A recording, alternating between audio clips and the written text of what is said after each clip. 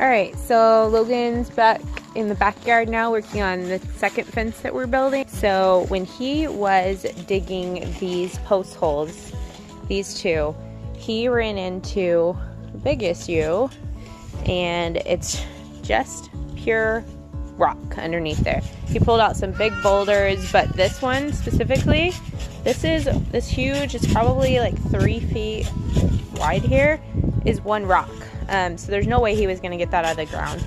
So what he ended up doing here is drilling a hole into the rock, and then he applied some epoxy into the hole, and then used this what's this called, an anchor? It's like a post anchor. A post anchor attached into that hole where the epoxy is. You can kind of see, if I get down here, the blue stuff is the epoxy.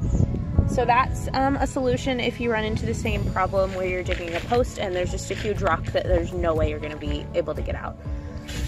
So this is just as strong as putting concrete in the hole, which is what we're doing on the other posts. So here is a closer look at this whole process. So you want to start by drilling a large hole in the rock base where you want the fence post to go. You can see that drill bit on the ground there. That's the one we used to drill the hole, and that matches the large bolt that's on the post anchor. So you want to be sure you have a drill bit large enough, and then you can clean out the hole just by blowing compressed air into that hole.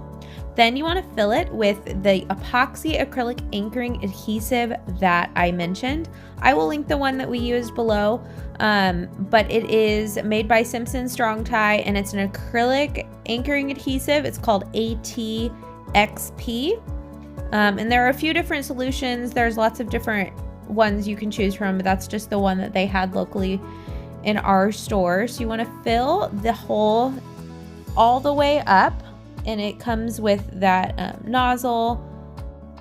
And then you want to immediately set that post hole anchor into place. This stuff dries very quickly, so you want to be sure you have everything in place so you can act quick. So you can press it into place, and then you want to make sure it's nice and straight. And then you simply wait for the adhesive to dry and cure. Be sure to check the manufacturer's instructions for the time on that. And then when you come back, you can just go ahead and continue the same way that you would if you were doing a normal fence post. You just want to fill it up with cement.